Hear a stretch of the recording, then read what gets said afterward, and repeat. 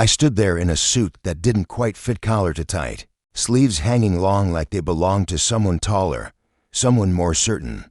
My hands stayed pinned stiffly at my sides, unsure where to go in a room that didn't feel mine. I tried to quiet the thrum in my chest, tried to focus on the table where I was supposed to sit. Then I saw it.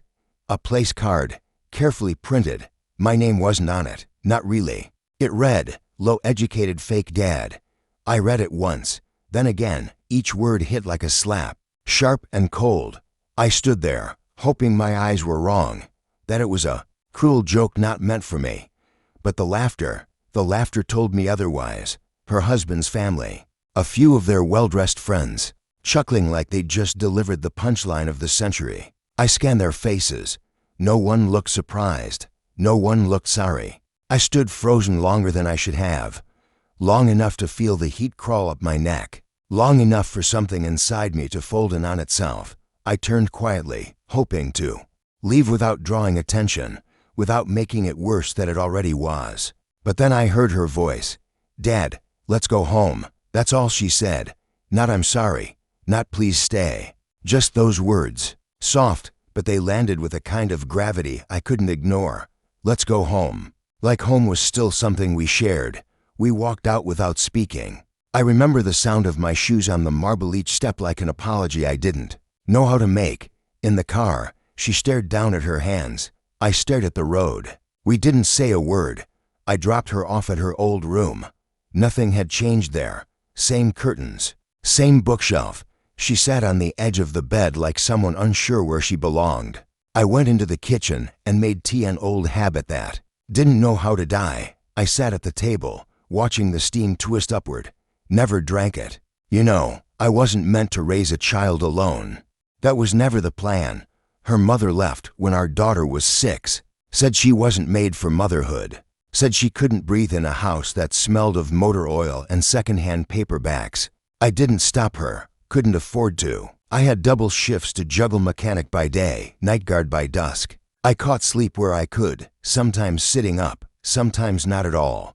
Her school fees weren't much by most standards, but when you live paycheck to paycheck, even the small things feel like mountains. Still, I did it. Fixed 3 cars a day, sometimes 4. If it meant she could stand tall in class with sharpened pencils and clean notebooks. I taught her math on greasy napkins during lunch, wrote alphabets on our kitchen walls because extra books were a luxury we didn't have. I gave what I could, what I knew. My hands were always rough, always black under the nails, but they were steady, reliable.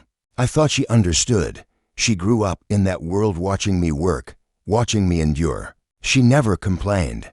Would sit beside me in the shop, legs swinging, off the stool, nose buried in borrowed books while I wrestled with stubborn engines. I thought we were a team. Then she got into university, full scholarship, first in the family. I still remember the morning I dropped her off at campus, standing at the gates like I'd scaled some impossible peak barefoot. I felt like I'd given her wings. That's when the shift began. She started speaking differently, dressing like she belonged to another world. She visited less, stopped sharing things. When I went to her hostel once, she waved me off before I could even meet her friends like I was just another face delivering food. I told myself she was just busy, that kid's changed. But the silence grew longer, colder. Then came the boy, the one with the polished shoes and rehearsed smile. His father owned firms I couldn't spell, let alone understand. When they came by the house once, he didn't look me in the eye, I noticed. She didn't. Or she pretended not to. When she said she was getting married, I didn't say how I felt. I folded every ache into a smile, told her I'd be there, told her I'd wear a suit. She smiled, never asked if I could afford one dot, and then, that nameplate, low-educated fake dad. I wanted to ask her that night if she knew, if she helped them print it, if she laughed along, but I couldn't. I just sat in my chair, trying to quiet a storm that wouldn't stop rolling inside me. The house was too still to lie to myself. The next morning, my phone wouldn't stop buzzing. Unknown numbers. I let them ring. Then her name appeared. Dozens of times. I didn't answer. It was one of the boys at the mechanic shop who finally told me what had happened. Turns out the polished man's father owned a tech firm. They'd posted the wedding pictures on their company's page. One of the interns saw the place card in the photos and recognized me. She knew my story from the neighborhood that she shared it. And the world listened. The story went viral. People read. They remembered. A single father who raised a daughter with stained hands and no help. They saw the place card. They saw the insult. Contracts began to dissolve. Clients pulled out. No one wanted to associate with a company tied to cruelty wrapped in suits and champagne. By evening, the firm had lost major deals. Their stock dipped. News outlets picked it up. Shame spread like wildfire. And I didn't lift a finger. I didn't say a word. I just sat in my chair while the world moved on its own. That night, she came home, no knock. Just stood in the doorway, eyes red and swollen, like the tears had been coming for hours. I didn't ask her to sit. I didn't move. She started to speak, said she didn't know, that she didn't write it, that she never laughed. She swore she hadn't seen it until it was too late. But her voice shook, not just with regret, but guilt, the kind that comes from having seen and choosing silence. I didn't ask questions. Just one. You still want to go home? She broke. But I didn't move. Eventually, she left. It's been months since. The house is the same. Quiet.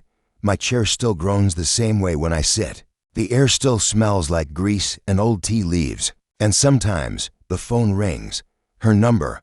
I let it buzz until it stops. Some apologies. They aren't meant to be answered.